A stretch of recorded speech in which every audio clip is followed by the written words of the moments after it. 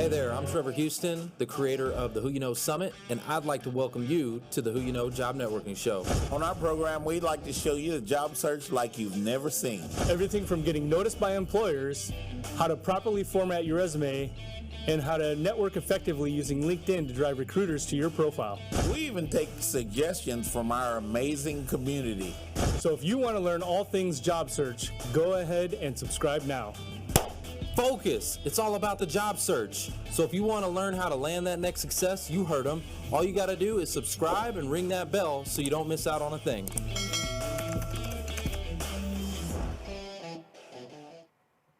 Welcome to the Who You Know Job Networking Show, where what you know is important, but who you know who you know can make all the difference in your job search. Guys, we're super excited. We have an amazing superstar, all-star guest in the house, Mr. Mike Scovel. What's going on? I'm very happy to be here with you guys. It's going to be a fun day, so thanks for inviting me. Getting that mic ready right now because we're going to be dropping some bombs today. Get your mics ready because this is going to be some fire on this show.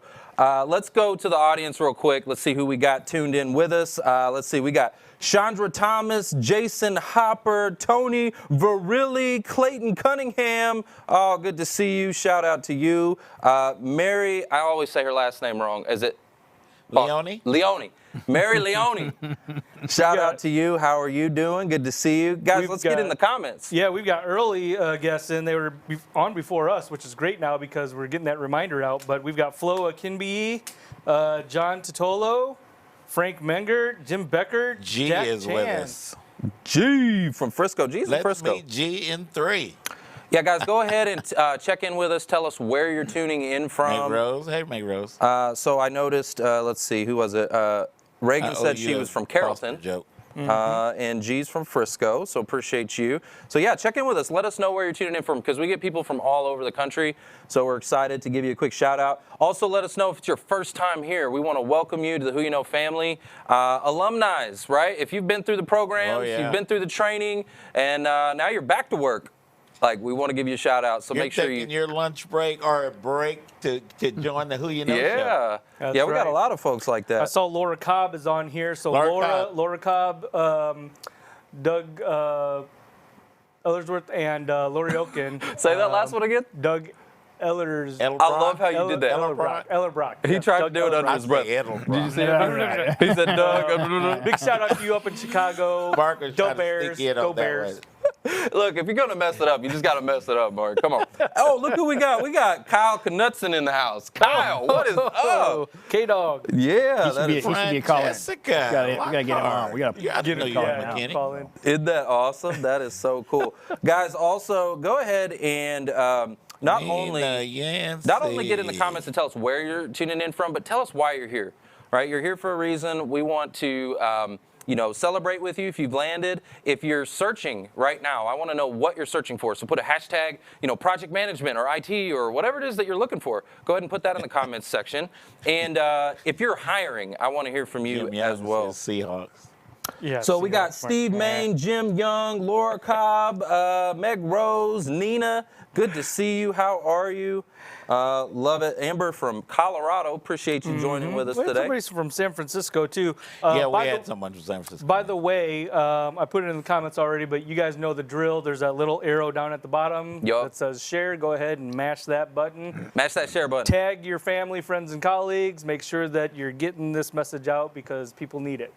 Well, speaking of the message, Mark, you got the prayer of the week. Will you do the honors? Yes, I do. All right, let's go to the Lord in prayer. Absolutely.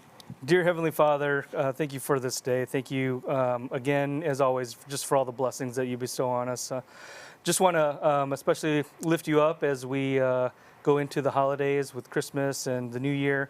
I know it's a difficult time just in general for a lot of people, and to add upon that, a lot of our viewers are looking for work and out of a job. So I just pray that you would encourage them, give them sustenance, give them peace, and just comfort that you will help them, that you're there for them, that you're walking by them each step of the way. And Lord, I pray that you would be with our families during this time as well, as many are traveling. I pray that you would keep them safe, keep our nation safe as we're heading into the cold and flu season, and we're already in this pandemic, that you would just lift up those that are hurting and that are sick, that you would touch their bodies. In your name we pray. Amen. Amen. Amen. Can we get an amen on LinkedIn? Put that in the comment section, right? Tony Verrilli said he just landed a contract project manager role. So Tony, hold on. Let's go. So Tony, you're giving it away, man. All right, so here we go. Tony's ahead of, that's good, Tony. We have a lot to be thankful for, and yes, Tony Verrilli, big special congratulations to you on LinkedIn. We got to give a round of applause. Tony, I got a bunch of landings too. Well, hold on. Before we get to that, so Tony, I also want to just say a special thank you for coming and really dedicating your time and your talents and your skills. So Tony was on the show a while back, wasn't he? I don't know if he was on the show, but he came and did some video for us. Yeah, he did. I remember that. Yeah. Did a shoot. No, this just happened just the other week. He did a shoot for us and brought all this like high-end equipment. Like I've never been. Like you think this studio's nice? Okay, they got great cameras here. Trust me, man. Tony had some high-dollar equipment, and he came in and we did a shoot at the office, and putting together some really high-quality production stuff. So you guys are going to be on the lookout for some really amazing content coming very, very soon, and it's because of Tony volunteering. He's like, I wanted to do this for you. So shout out to you, Tony. We're so happy that you landed. Congrats. Yeah, that's awesome. Yeah, Great to hear. Tony. Hope is with us. Hey, Hope, you like my shirt? Looky. Did you just do a flex, a pec flex? He did. He did a Did you just flex on? Wow. The good news is you can see it when he does it. Like, I wouldn't even try it. Yeah. Terry Crews, I love you, bruh, but I'm a little bit older than you, and I've been doing this for Wow. All right, so we also have very special round of applause for Teresa Masick. Yep. Teresa Lovelace congratulations.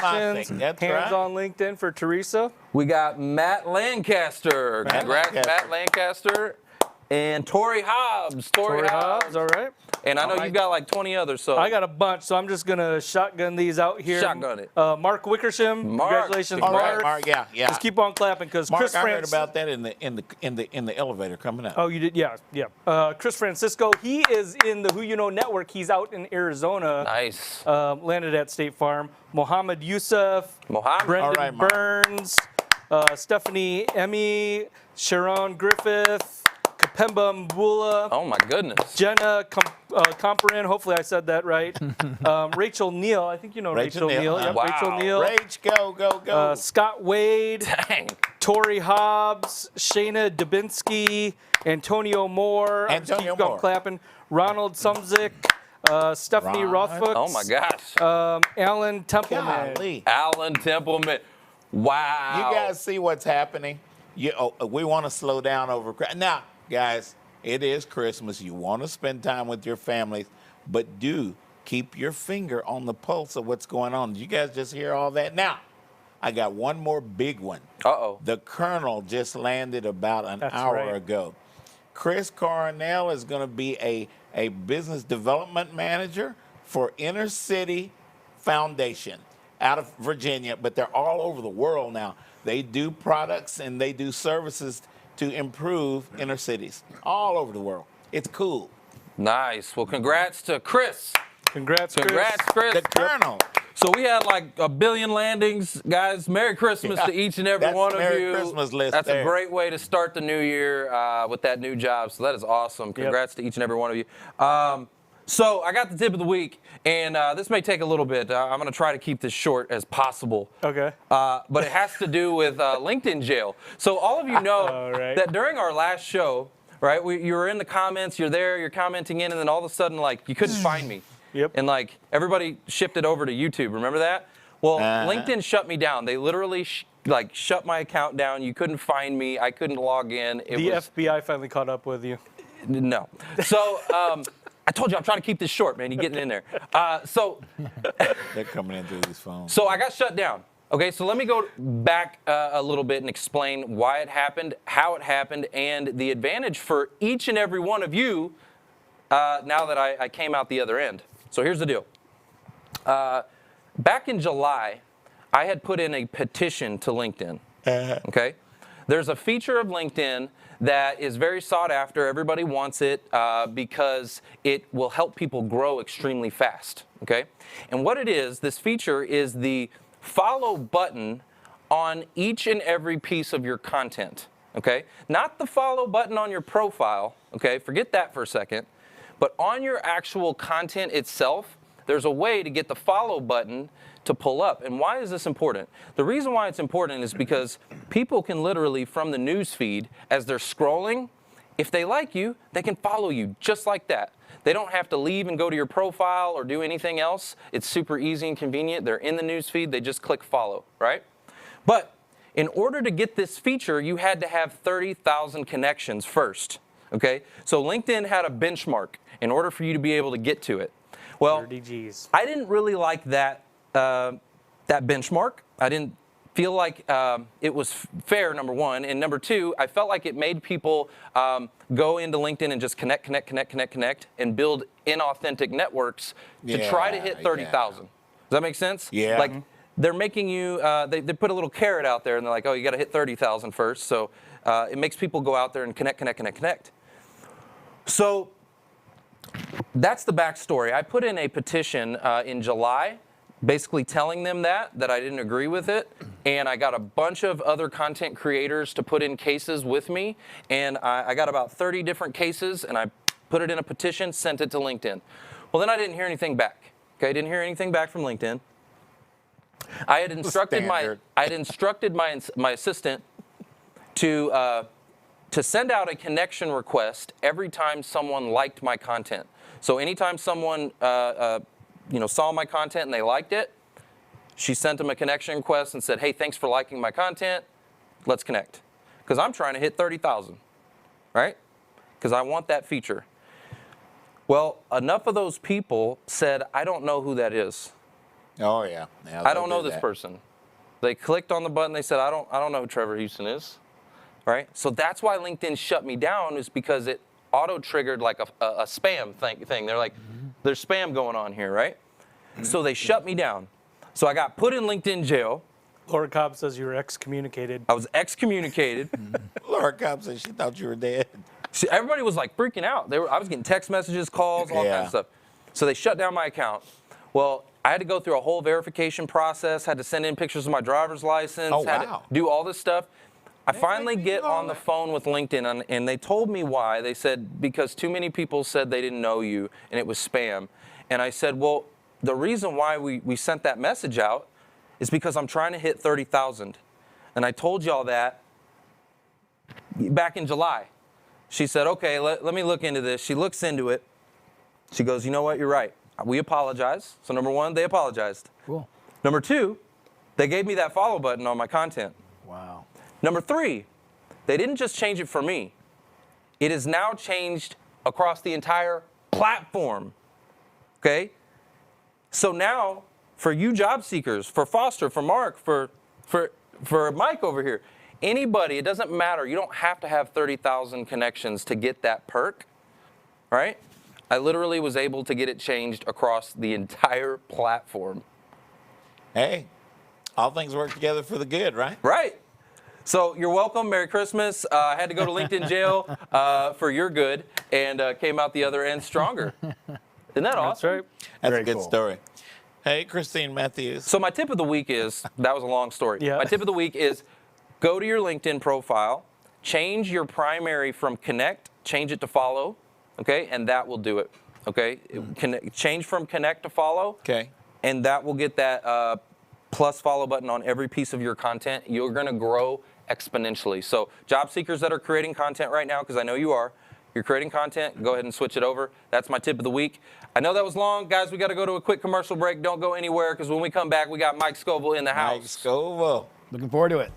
Hey, Trevor Houston here, and if you're looking for connections to opportunities, free seminars and workshops to the knowledge and tools you need, and individualized one-on-one coaching for solid plans and solutions, Career and Financial Services is here for you with a holistic approach to educate, empower, and guide you to achieve your desired future. Call today to learn more about how the coaches can assist you to reach your career and financial success.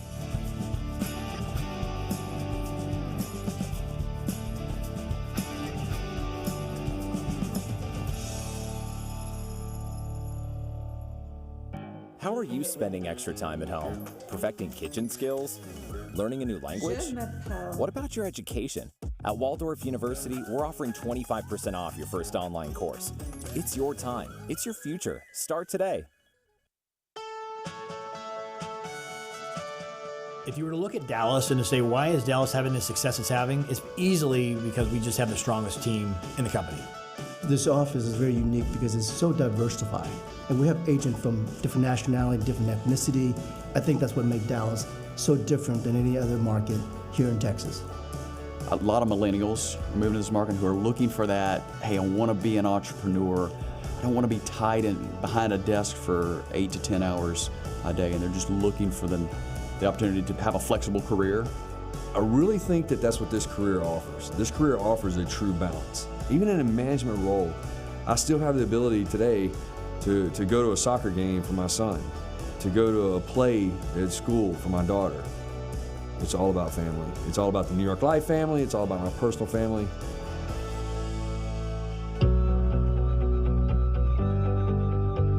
One of the taglines, if you ever go online or look at anything New York Life, is in business for yourself, but not by yourself. And that's a nice tagline for a company to have, but never is that more true than in the Dallas Central office. You know, we've been rated in the top 10 of Dallas businesses to work at for the last 5 years in a row, and as high as number 2 in Dallas. The amount of money we invest in training, completely different than most companies. You know, this is one that we bring somebody on, our commitment to them is to make it long term. So retention is a big deal for us. You know, with the advent of Google and YouTube, people want information when they want it. Welcome to the Dallas General Office training program. These are the fundamentals. We've been able to use technology training to really set up our initial career orientation. So it really is a true learn-on-demand library. So our agents are getting up to date on the knowledge quicker, they're coming on board faster. And when you come in and you join the Dallas General Office, you basically have a piece of New York Life, and it's up to you on what you get to do with that piece. That's what's exciting about it, is you're really building your market, building your business, and you can decide, do I want to continue on as an agent and really develop my business in that capacity, or go in the management route? Is that a better route for me? And so that's what's neat about this career, is it 100% is up to you on how you want to develop it.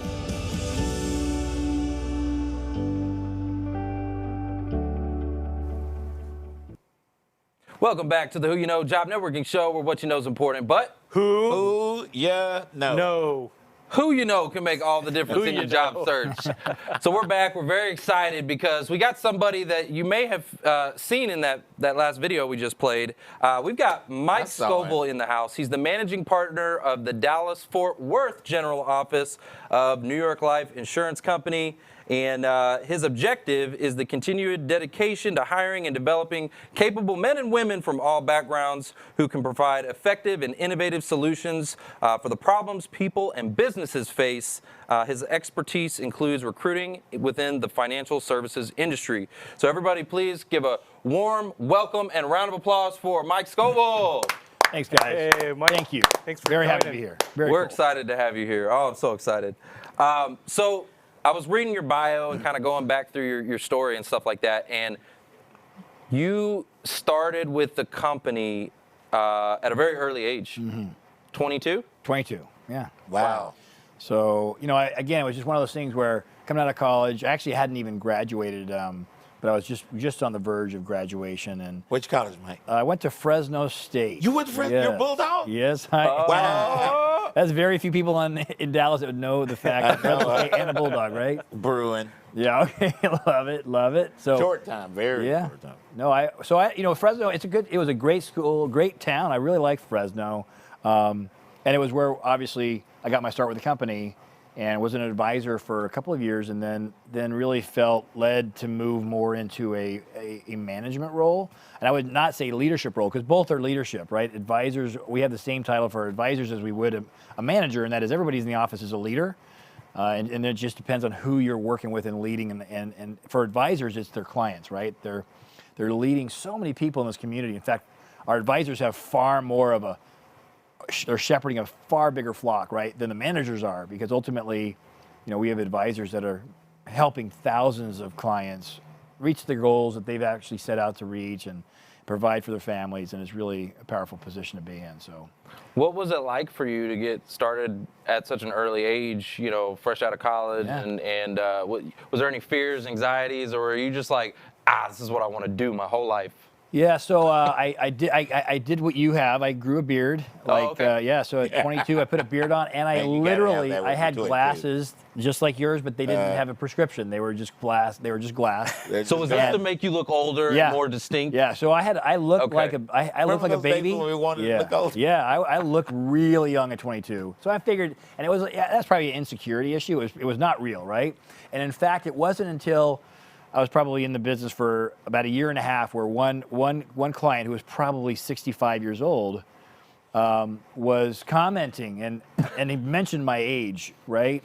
But he was like, the reason I'm working with you is because of your age. He goes, I don't want anybody my age. They'll be dead when I need my stuff. I want your age, right? So that you're still going to be around for my kids and my grandkids. And I was like, well, that makes sense, right? Well, I had that same fear. Yeah. Because I got into the industry when I was 28, 27. So I remember that thinking, okay, I've got to talk to people about money and finances and, somebody who may be like a baby boomer or something like that. And it's like, what is this kid going to teach me about money? Right. So I remember having those fears, but that's in your own head. Yeah. What was your motivation for getting into the business? Like, what was your why? Yeah, it's a great question. I think it was, I did enjoy financials, problem solving. I thought it was an interesting concept. But I would say it was probably more to do with the fact of just, relating with people. And it's funny because I'm not an extrovert. So again, I think most people would think that an advisor or someone in management would have to be an extrovert, like the life of the party, walk in and dominate a room. And I am the opposite. I mean, I would, if there's a Cowboys game on, I'd rather just go in a corner and watch the game. And my wife will work the room, and I would just love to just be like, just let me sit and have some space. But when I'm working with people, it's different, right? It's the interaction, the one-on-one. I would say I'm much more into one-on-one conversations and really in-depth getting to know someone versus literally just connecting with people for connecting's sake, right? Yeah. So you don't have to be, and again, I don't want to speak specifically to the financial services business because I think that's a misrepresentation. I think because I don't think that's the end-all job, right? Right. As I speak to this industry and the things that are positive about it, I think that you'll find that in many industries. So if some of the things that I'm saying resonate and you're like, yeah, that's kind of me or that's what I'm looking for, it doesn't necessarily mean it has to be on the financial services side. It could be in other arenas that have similar career trajectories or opportunities. It's more of just an entrepreneurial, owning your own destiny, really. You're in control. Mark and I, we're in control of every day. And I love that. Yeah. No one sets my clock for me. Right. I don't have to get up. I don't have to go to work, but I do anyway. And what's actually funny about it is I work harder for myself than I will for someone else. I still put in 12-hour days. I don't have to. Yeah. I don't, but I do because no one's telling me when to start and when to stop. And what to do while you're doing it. Yeah. How to design it. And I think, there's something that's gratifying that the results that you're creating are for you and your family, right? Not necessarily, always for something that's not out of your control, right? So I think that building of something that your investments are ultimately going to pay off long term is a lot easier to put that effort in. And it's so funny because like you said, your work ethic seems to be pretty high. I don't know if I ever worked 12-hour days, so congratulations, that's really impressive. Or you're doing it wrong. I'm not sure what it is. Okay. But I would tell you, I'm a 40-hour a week guy. Literally, that's what it takes, and never more. I mean, it's just very rare. Yeah. But I would tell you that during that 40, I worked. I did my things. I didn't find projects or sidebars or Amazon accounts to look at. I worked during that 40 hours, and then I was not working when I was not working.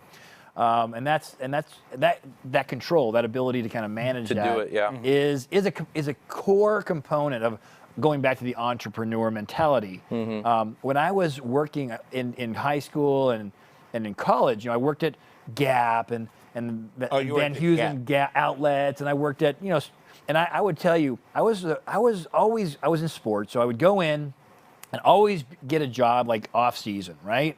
And especially around the holidays, you get a job. Football season was ending. I could get a job during Christmas, right, between seasons, and I'd always get a job pretty easy. And you know how always in any store that's retail, they'll hire a big group for Christmas time, right? And then they'll fire about 87% of them and keep on just the really good ones. And I would tell you every time, I was the first person that they would call in the office to let me go. Like, I was the first one to be like, and I knew it too. I knew that day coming. I'd be like the first one with Mike, good luck, don't come back, right? It was always. You're like, yeah, all right. Because I was a terrible employee.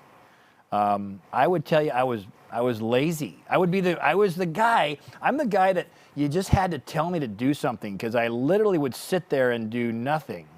They would walk by and say, fold those shirts. They're like, okay, great, I would do it because they would instruct me to. But as soon as that was done, I would be standing again. Yeah. And so I just found very quickly that I needed to find some type of avenue that ultimately my effort would generate results that were going to benefit me. If they had told me, you get a quarter for every shirt you fold, I would have probably been one of their best employees, because I would have been motivated to do the actions. Like other people are not motivated that way. So I would tell you, some people are really motivated to work because that's just how they're built, and they don't have to have compensation. Right. There are great teachers that are motivated to work because they're not for comp. It's because of some other benefit or blessing. That was my dad. And so I just wasn't that way. I needed to have some kind of compensation for my results, right? So I just found a career path that ultimately matched that. Maybe if I got to this point, I know that many are finding career paths right now, and maybe just coming to the show because they love being with those that are still looking, like the content. But for the vast majority, they're looking. And I would encourage you, one of the things is finding that ideal. So few Americans, and I would say few humans in general, ever find their ideal. And that is that place where they were designed to be in that. They generally just go for whatever comes next or easiest, okay?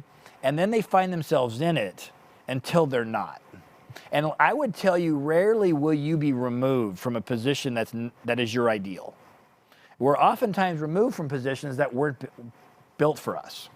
And so taking extra time, maybe thinking through, like maybe doing some real inside deep diving into what do I really want to be, what do I want to do? Yeah.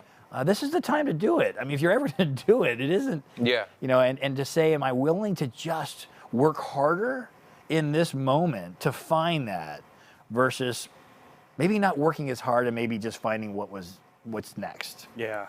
And what's next is not always very exciting. It wasn't something you were really striving for. I find it really interesting to say that, you're the one that just, you weren't putting in the effort, like the extra maybe, because, so number one, just to kind of preface this, you were the youngest managing partner in the company's history. You moved up very quickly. It was Fresno. Yes. Right? I started in Fresno, right? Yeah, and at 27, I was running Stockton. So I was managing an office where the average tenure of our advisors, their average tenure was 23 years, and I was 27 years old. Golly. So the average person I was probably working with or managing, if you'd want to say it that way, was probably 50, 60, and I was 27. So the reason I bring that up is because, that path, it is an employee, right? When you're in management, you're W-2'd, you're salaried in part, but you still get to build. Right. You still get to create, which is what I think is interesting because you did it. You created and then you moved on. I think you went to Chicago and built and created processes and strategies and things like that for your teams. So I think that's interesting. What what keeps you motivated? Yeah. And drives you? Yeah, that's a great question. How do you energize yourself? Well, watching the video, I know that some maybe are listening to this on a radio platform or maybe not visual. I'm not sure. Yeah, podcast. Podcast. Yep. But in the video, it was fun to go back and watch what was played there, which was kind of a recap of the Dallas office, and you saw many of the Dallas management team speaking, and almost all of them are gone. They're all right? gone, which is totally sad for us, but a total celebration because none of them are gone to another company. They're all gone, but running their own offices elsewhere. Yep. Oh. And so, the Dallas office that I've been blessed to kind of get to work with, it's it. There's really nowhere to go from here, at least as far as a bigger office. That's just not really possible. And so ultimately, I had to change my whole perspective of what would motivate me, because it's like, okay, we've already won the #1 offices in the company. We've done things that it's like growing for growing's sake isn't necessarily that exciting. What really started getting me fired up a couple years ago was really just trying to help people reach their goals and destinations. And I really got very focused on managers leaving our office and taking over their own offices. So a good example would be in the last couple of years, we've had 7 from Dallas. Shout out Brian Craig. Brian's in Montana. Yeah, Brian's in Montana. We got James is up Allen. in James Allen, Wisconsin. Yep. We have It's a neat Brad. business you guys have. Mark, I want to know what got you in there, man. Got me in? We asked Mike this stuff. What got you started? Well, the shout out to Brian Craig, because Brian brought both actually Trevor and I on. Brian brought you guys in? Brian brought us in. He was my next door neighbor. We moved into the houses next to each other right about the same time. And long story short, he ended up going into, he was my advisor for a while. And I never thought I'd go that direction, but some things in my industry, I was in tech sales, changed. And I took the plunge and have never looked back. And how long kudos have you to Brian. been now? How long have you been involved? Going on 9 years. Yeah, wow. Going on 9 years. You've been an advisor for 9 years, right? And that's what the majority of people who do come in this business look for. They look for the advisor role because it has so much independence, right? Yep. You can be an advisor and also be in media, right? Right. So Brian Craig also got me into the industry. He was my advisor. But before he was an advisor, before he ever came over, he was the finance director at the auto dealership where I came from. Oh. So we had a relationship. Yeah. He was the finance director. Then he came over. Then he went into management, and then he recruited me. Yeah. Actually, he hired Mark first. I sold Mark a car. This is a weird. It's a weird sequence of events. I sold Mark a car, and then Brian eventually recruits me over, and then I come over. I've been with the company now for 5 years. And I would to give these two a shout out, right? So we have many advisors in Dallas. But these two are in the top, I think probably certainly the top 25 of the total advisors in our firm. And that's saying a lot when you're in the size office we're in. To be in the top 25. Yeah. So they are extremely successful. And what's unique about New York Life, let's just say, is that we are a non-captive system. So advisors like a Mark or Trevor, probably the things that attract people to New York Life is that they can work with any company they want to in the financial industry. So they're not tied to New York Life. They can go work with Mass Mutual or Prudential or Guardian or you name it. They're not, kind of one size fits all type, planners. So that's a blessing, right? So anyway. Well, on to that point, can you talk to the audience maybe about the journey of what it looks like? Because you have the new org process. Like, what's the difference between new org, established, and then the journey to DBA and all of that? Okay. So yeah, I mean, I would say depending on what the person's background is going to be most of the people we do hire are new to the business. They've come from and most of them are second career, I would tell you. We are not a out of the college internship, run your day. In fact, we're terrible for that. There are better companies out there that kind of bring you in every morning, go, make your schedule for you, and then you check in at the end of the day. Like, I couldn't stand doing that. I can't stand micromanagement. I would rather you micromanage me than have to micromanage you, because I just don't have any patience for it. So, like, you have to have some discipline to manage yourself in our system, because what we're generally hiring is people who are second career, have figured it out for themselves, like what they want, what they don't want, and generally have a better control of their emotions and abilities to manage themselves. So for that fact, we are pretty,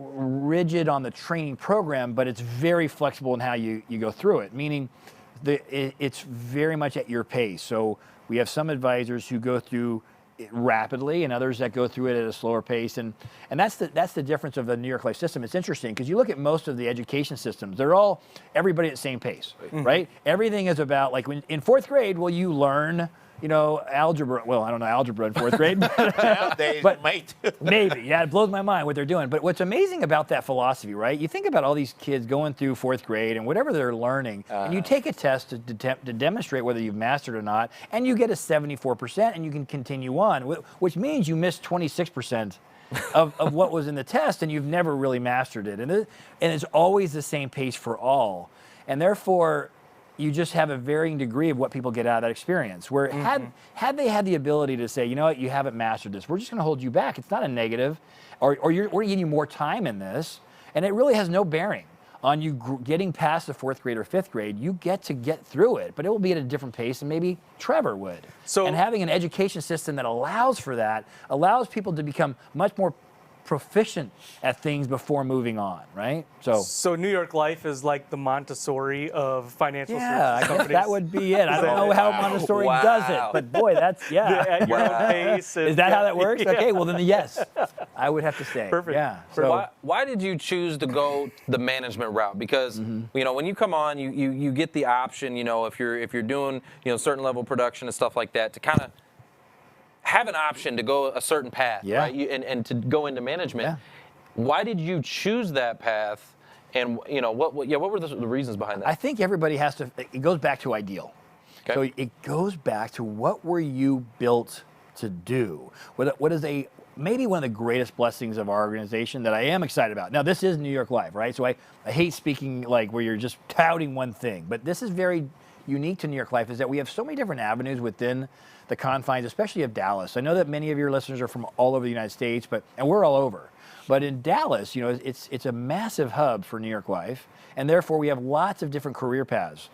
I came to this business completely thinking I'd be an advisor for life. Like, leave me alone, let me do my thing. I was wondering if it was intentional. 100%. Okay. I mean, zero focus on anything else. We ended up, I ended up taking in some foster kids and some unique situations, and ultimately, I did too. Had a situation where I was just presented with a different perspective about the career, which was the manager track at New York Life. I'd been with New York Life only a short time, about a year and a half, but I just at that moment felt like it would maybe fulfill me differently. And let me say it this way: I think advisors, for the majority, they come in because they say, again, I want to own it, control it, dictate. Like, many people on this program right now are maybe in a situation that they didn't instigate, right? Like, how many people projected or predicted COVID, in 2019? How many were thinking, yeah, I'm sure there'll be an epidemic that will cause 30% unemployment? Yeah, no doubt. Yeah, right? Let me prepare for this. Yeah, none of us, and it's like, so nobody could have predicted this, and so many found themselves out of a job because, again, someone else's decision making. Right. Someone else decided that job wasn't necessary in the moment. We could save some money, whatever it might have been. And literally, for those that really love the advisor role, they know they are in that role. They get to choose how long I work, when I work, who I work with, what I want to make. Everything they get to decide on, and there's power in that. And it's a recession-proof industry. Recession-proof. I mean, actually, like Mark and I, we've been busier this year. Yes. We've grown more than this year. This will be our best year ever. Yeah. During COVID, it's crazy. It's insane. Our best year ever. One of the terms that you've used in the past, and this has always stuck with me too, is that you could work 24 hours a day, 7 days a week, every minute of the day, right? And still have more people to help because the market is insatiable. Look out That's there. your word. Look at all those cars out there. Look, you see all those cars out there? There's so many people out there to help. Well, look, guys, man, I would love to keep going. We will. We will. We got to go to a quick commercial break. Don't go anywhere because when we come back, we got more Mike Scovel in the house. Awesome. At Waldorf University, we are committed to helping you discover a path to success. Our flexible online degree programs give you the freedom you need and deserve. Take the first step and receive 25% off your first course today.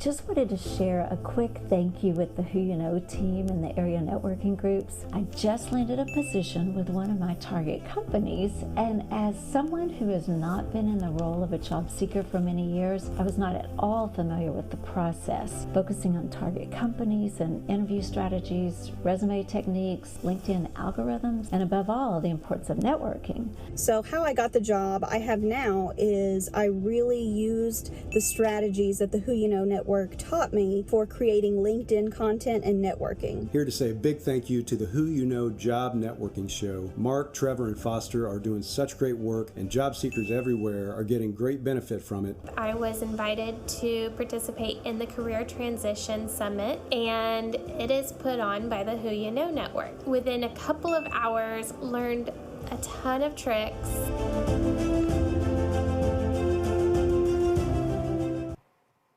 Welcome back to the Who You Know Job Networking Show, where what you know is important, but who you know. Who you know? Well, I know Mike Scovel. I know Mike Scovel, yeah. So here's the deal. I really want to know, we were diving into it before we went to break, what led you to go into management, right?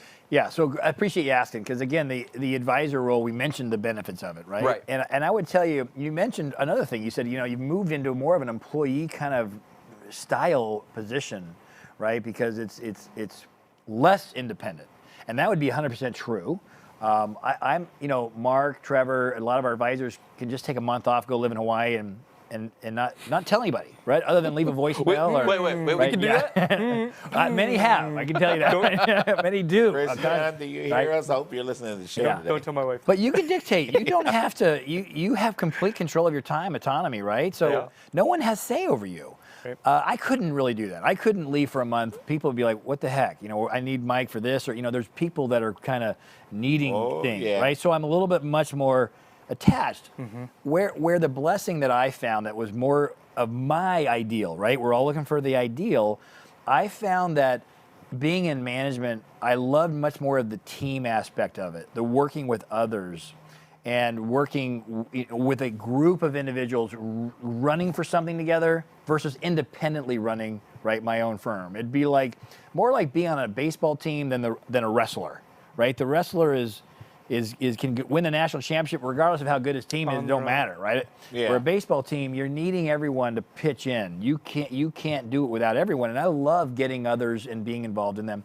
The other thing I would tell you too, it was so inspiring to me, is there's nothing more fun than being a factor in seeing someone find their ideal, right? To see a Mark or a Trevor or countless people who we've got to interject ourselves in their life and see where they are now, and they wouldn't be there had that intersection not been crossed, had we not 100%. Been a part of that. Again, shout out to Brian Craig, because, man, I'm so thankful that you didn't let go of me. Like, I said no to him several times, and he didn't let go because he saw it in me.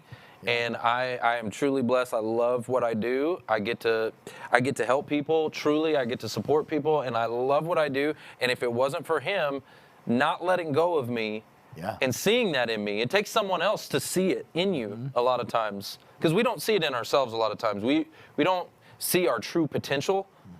But he did, and so, man, shout out to Brian Craig. I appreciate you. Right, and you were making very good money where you were, right? Yes. So it's a thing where I like it's realizing that what was a lot of money probably isn't a lot of money, right? You're like, you have a different perspective, right? Yeah, to what? Yeah. It's whenever we get to that part, right? I remember being in college and just going, man, if ever I could just make $100,000 a year, Like that would be that's it. That's ooh, I would never have to make another dollar above that, right? I'd like to say what made the difference with these two guys. So I network and I talk to people all the time, right? Thousands of people each week. And when they came to Frisco Connect, I had every person that does what you guys do in Dallas that was after me. But what made the difference was they took the time to help the people find what they were looking for. Mm-hmm. And I told them, you probably remember, I wasn't easy on these guys. I wasn't gonna let them in at first. Yeah. But I told them here, and it was a story taken out of the Bible. If you help those people, the reciprocation will come back to you. You reap what you sow. And they took it and they ran with it. And now it's gone crazy now. Yeah. How many, because so maybe you can talk a little bit about this, but the management path. Yeah. We have a lot of people that are senior, right, in their careers, and they have great management capabilities, right, and attributes. Can they come in and just manage? That's a good point. Yeah, so are you saying for advisors, if they were to choose a different path later on? Is that what Well, you mean somebody by? coming in, like, let's say, right. So because hiring there's someone. a path for that. Yeah, right? so you're saying hiring someone instead of hiring them at 22, Right. where I was hired, but There's a let's just say fast they're track. 45 or 55 and saying, is this the ideal time? Would management even be an ideal fit? And it's 100% always the individual. It's up to them, yeah. It is, there are plenty. I am the not the norm, right? Again, New York Life is not a 22-year-old hiring company. That's not our area. We don't look for college graduates. A lot of times we want them to, not that we're age discriminatory, but we want them to kind of mature and to figure out themselves what they want in life. I wouldn't have been able to do this like at 20, 22. Like, I was not mature enough for it. Yeah. Yeah, no, So 100%. I wasn't sure if you were at 27 either. But probably. But what I would tell you, it is a total, a gift to be able to enter it. We hired a gentleman in Chicago, and he was 72. Wow. And I love it. And he had the energy of a 12-year-old, and was extremely successsul. Wow. Coming in, starting anew. He was like, I think his wife was like, you cannot stay home. It isn't an option. And Get out of here. Yeah, maybe because he was so high energy and just, but he literally came in and was so phenomenal and just a breath. He was such a spark. And tremendously successful. Yeah. He's retired now, but I think, and that was like, I think he went to like 82 or 84, and he stayed as an advisor. He didn't go into management. But again, but 55-year-olds or whatever, is that too late to go into management in our system? It's absolutely Mike, not. No. Of all the networking groups that our company networks, the largest one is down in Houston, it's down in Spring. Okay. At one time, pre-COVID, those guys were 600 people every Wednesday morning, led by a 93-year-old guy, Dr. Roy Farmer. We love you, and I'm coming to visit when I can, Yeah. It is one of those careers where, our average tenure of Dallas is 27 years. So the average advisor has been in our office for 27 years. And that includes, all the people who are newly established, anybody who's 3 years old, 3 years in the business. So why do we have such a long tenure? Well, it's because most people never leave it. People come in, and we have advisors that start at 55 that are now 75, been with us 20 years. But don't leave. But don't leave because they have their friends as their clients. Like, whether they were friends before they were clients or not, they become friends, right?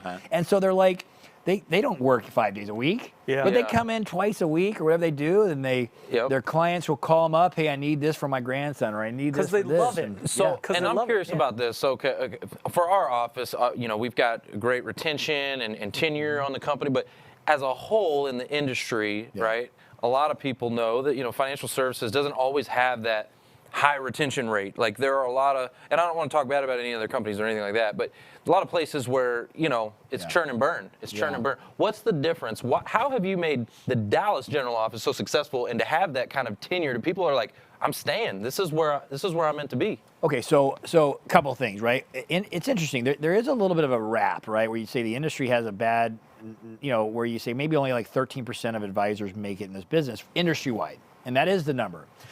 Interestingly enough, though, when you look at those numbers, 13%, that's how many people in sales stay at a job for 3 or 4 years and leave anyway? Yeah. Right. Like, how many? Like, like I think in sales, the average retention of anybody is still in the high teens, maybe 20%, regardless of the industry, because people move. Okay. Yeah. But there is something unique about New York Life, and this is the last time I say the New York Life name, because again, I think the industry is so opportunistic, and we talked about that. I want to go back to it about the population here. Yeah. But let me make this point of what's unique about New York Life, probably on the retention side, is we're one of the only companies where it's punitive to the management if someone's hired and doesn't make it. Where in the industry, it isn't, you don't pay a financial fine.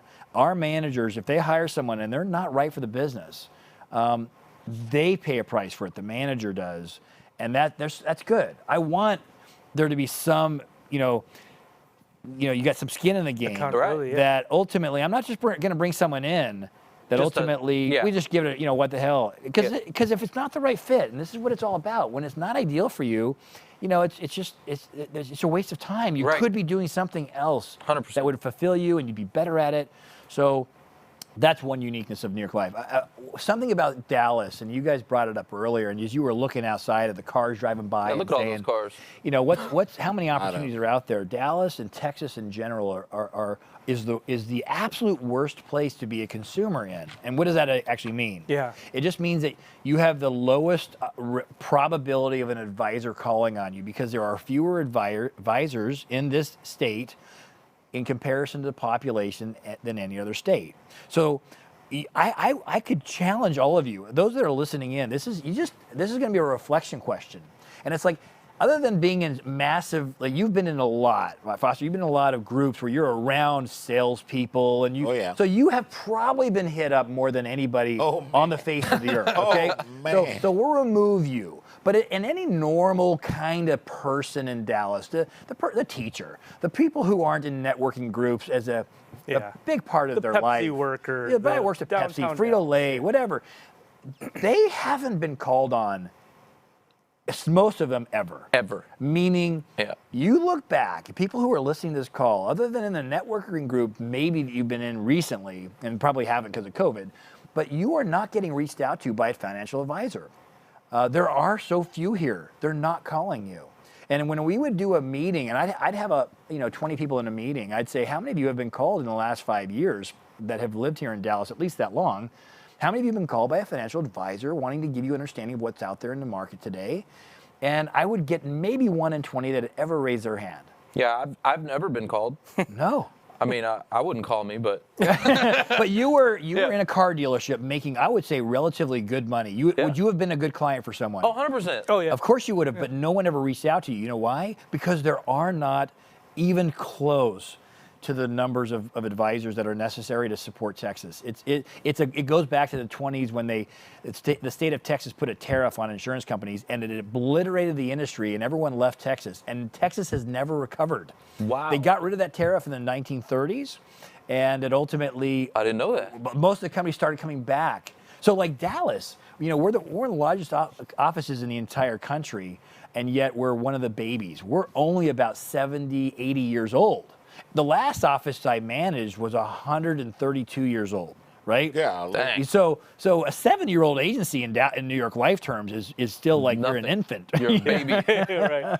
Well, you use a word in the past, and some outside of this, and at the workplace, you've used a word that your description, the way I remember it was, you could work 24 hours a day, 7 days a week, and still have plenty of people to talk to, plenty of people to help. Yeah. Like you'd have more. And your word was. Oh, insatiable. You're talking about insatiable. Yeah. The market. The market is insatiable. So for you listeners, this may be something that you should explore. You should look at, especially if you're here in DFW. And I would tell you, it's not always New York Life. There are so many companies here. So many great companies. There is. You need to. When we interview someone at New York Life, we really almost force them. Force is a hard, strong word, but really highly recommend that they interview everywhere they can, because research. It's always good to know what's out there and available. And I use the term all the time, right? Nothing is good or bad unless you have something to compare it to. Yep. Mm-hmm. And so ultimately, being able to really do your research on that, if the industry is something that's intriguing and exciting, now where is the right fit for me? Because there is a right fit. If this is the right business. So okay, maybe you can relate to this, maybe not. I don't know. Zelda. Have you ever played Zelda? Yes, a long time ago. I can hardly remember. Okay. But yes. But you know Zelda. You know what Yes. Zelda is, right? So you start off, you're this little guy, and you're Mm-hmm. supposed to save the princess or whatever, but you have nothing. Mm-hmm. You have no sword, no shield, no magic, no nothing. You start off in the beginning of the game with nothing. That's what entrepreneurship is like. You start off, you don't know anything, you get in, and then you know you go a little further, and now all of a sudden you got a sword, and now you go a little bit further, you got a shield, and now you got some magic, and now by the end of the game, you're like the most powerful guy in the whole game, and you're tackling bosses, right? That's how the network started. That's what that's my vision for entrepreneurship, and that's why I love it, because every time I turn around, I get some new tool or trick or some kind of new a sword, a new, like the what I was talking about earlier, the follow button, right? I'm like, yes, that's a huge win for me. Like I'm like, yes, that's new awesome. helmet. That's my helmet. You know, and so that's what it feels like to me. It's cool because you get to see that progression and that growth, over time. And you used a word, right? You've been using entrepreneur a lot. Yeah. And again, that obviously resonates with you. And I would tell you that's one of the challenges I'd throw out to everybody who's on this thing is to write down the word employee and write down the word entrepreneur and put them, with a column type format, right? At the top of the page, put a line down between them. And then what I would want you to do is write down every word that to you describes an employee. Personally, whatever that means to you, what does an employee mean to you? And then what I would do is have you write down every word that associates with entrepreneur, right? What are the words that resonate with you? Mm-hmm. And I would tell you to go with where your spirit, your heart, your soul, your instincts are, looking at that thing saying, I'm good with the employee. I love the employee part because this is what it provides. Or man, the entrepreneur is exciting to me, and it gets me my juices going. And if that's the case, what could I create in this environment today? What have I been given this opportunity to look for? Right? Is what blessing will come? I was in a men's group about a month ago, and a question was asked of me: What has been your greatest blessing of 2020? And I had to say COVID, which is obviously a terrible. That's awful, but it's true. Let me cover that a bit. Right, there has been absolute financial disasters that have been created by COVID. There has been absolute travesty in health that has been created by COVID. Those are not blessings, but what those are things I can't control.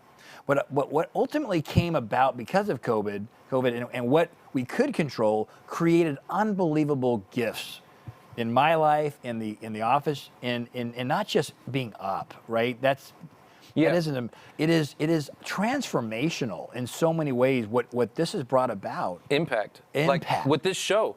Yeah. Like, I mean, so many people now, like a lot of people got let go. Yeah. So I got a lot more people I get to help. Yeah. I mean, oh, man. Boom. I'm going to throw the mic for impact, right? Impact. That's the word. I mean, impact. So that's mic drop on that. Mic drop. Because it's all about the impact that we have. Yeah. All right, so let's go to the audience real quick. I would like to know, because we only got a few more minutes, I'd like to know, where's Mike from? They already covered that in the questions. Well, you gave it away. Who was the winner then? I didn't even ask the question, so how'd they cover it? Meg Rose already asked it. Meg Rose already asked the question. Meg Rose is hyping it up. Yeah. Well, then who's the winner? I don't know. Go back. So let's ask another question. Let's ask another question. No, ask the same question. I want to know, where's Mike from? Tell me the first one to win. All right, let's ask another question. How old was Mike when he got into the financial services business? Oh, there you go. How old was Mike when he got into the business? I already got a winner. It's Jason Hopper. Jason Hopper, you're the winner. Fresno. Fresno. I love Mark. We're like brothers. We got some giveaways, Mike. You've got a book, right? Yeah. Tell them what they're going for. So again, so they just threw this when I got here, right? So you guys didn't. So they're like, hey, yeah, we usually have a giveaway. Like what? And I'm like, well, we're not going to give away like New York Life T-shirts because no one would wear them. So Mike's giving out a new car. Yeah. No, but it was You get a car. You get a car. So Mark goes, well, I'll give some gifts away, and I'm like, you know what? I have some. We had a speaker named John O'Leary, who has an unbelievable story and was a severe burn victim at a very young age, and ultimately is extremely successful today. The book that I bought was called On Fire, which is a very good depiction of him because he was severely burned. as a result of his own doing, right? He was playing with gasoline and literally thought it'd be, it's fun to see it lit on fire, and he was holding the can, and ultimately the fire came up into the nozzle and exploded the can, and it lit him on fire. It's an amazing story, but the book is extremely motivational. And there's a ton of nuggets in it. So I would love to bring some. If you have some people who won, I would love to maybe get you the books and you can mail it to them. Yeah, we got Jason Hopper. Apparently he won twice because he said 22 and Fresno. Jason's been on that. He was the first to say 22. I don't know who. How many books we got? Well, who was the other person that said Fresno? Meg Rose in the comments. Can you type in who got where he was from when you asked that question? Who got that first? Can you type that in the comments? Well, that was Jason Hopper. I'm trying to tell you, man. It was Jason Hopper. It was. Well, Jason Hopper. I have bought many, and I will still buy John's book. So if there's a couple other people who are close in there, I'd love to bring a couple of books and mail them out. So Jason got the Fresno for sure. He did get the 22 as well. Yeah, he but did. the next person was James Malachowski. James Malachowski. James Malachowski. All right, my man, and the whole 50 Jason. grand. Yeah. Mail. If there's someone else that's right below that, that's fine. Again, I'll bring. You can come by and pick them up, or I'll bring them to you. Yeah, that's awesome. It's a great book. I highly recommend it. John O'Leary, On Fire. But I'll get you a couple. So. Awesome. Well, thank you. Yeah, thank you. Yeah. Man, let's give some quick shout outs, guys. We got Hope, how are you? Good to see you. Laura Cobb. Holly, how are you? Jason. Lori Oken. Man, we appreciate all of y'all tuning in. Are you wearing your hat, Lori? Lori and Laura, right? Lori and Laura Cobb. Lori Oak and Laura Cobb. You're both up in Chicago. You guys, if you're not connected, be sure to. Oh, Laura Cobb's up there too? Yep. Mike Materian, James, who won, Jason, Meg Rose. Thank you, Meg Rose, for being our hype lady, keeping everybody engaged. Thank you for that. Greg Studer. Greg says there's a bunch of advisors up in Wisconsin, so I don't know what's going on up there, Greg. But Eau Claire and all that hopefully stuff? hopefully they are. Wisconsin and Chicago have some of the highest penetration of advisors in the country. Interestingly enough. Mike, is DFW the biggest hub or New York? For the company, for the company. Yeah. So we have more employees in New York, of course, because that's where we're domiciled out of. But we do have the Dallas area has the service center, which has like 1,400 employees. Our office has about 550. We have the Addison Advanced Planning Group, which is about 50 attorneys and CPAs. And Nautilus. And Nautilus. Yep. Nautilus is up there. We also have in Plano, we have our central. We call it the zone office, and that's up in Plano in Shops of Legacy. So there are many hubs of New York life in Dallas. So it really does provide for lots of different opportunities, ways to go. Right? Yeah, for sure. Yeah. Well, Mike, I want to give you a very special thank you. Thank you for your support, your dedication to the agents and everything that you do for the Dallas office. Every time I go anywhere, like any of the council meetings, everybody rants and raves about you, and I'm like, it's so true. Like, everybody knows and loves Mike. Everybody knows Mike. This is the guy that he's not going to shake your hand. He's going to give you a hug. Like, he's just that kind of guy. So we really appreciate all your support and everything that you've done for us. Well, I appreciate it, guys, and it's a pleasure being here. The only advice I'd give to everybody on this thing is to let as many people know that what you're looking for and what your goals and desires are. The more people that know what you actually are running for, like keeping it to yourself. I'm sure you talk about that all the time, is a bad idea. Yeah, right? No, that's not good. So I'm sure that message is probably maybe even overplayed, but it couldn't be more true. Yeah, because visibility. People need to know what you're looking for. Yeah. Yep. Otherwise, you're just in the black hole. Like, you're not going anywhere. So, guys, that's the show. Happy holidays. It's all about who ya know. Merry Christmas, you guys. Trevor Houston here, and I want to thank you for tuning in to the Who You Know Job Networking Show. We hope you've been inspired, encouraged, educated, and entertained all at the same time. For information on our different events, workshops, partners, or partnership opportunities available, check out whoyouknow.show for more details. And be on the lookout for our new mobile app coming soon. You never know how this show can help someone you know? And if we've made an impact or put a smile on your face today, don't forget to hit that share button on your way out. Until next week, it's all about who you know. Bye!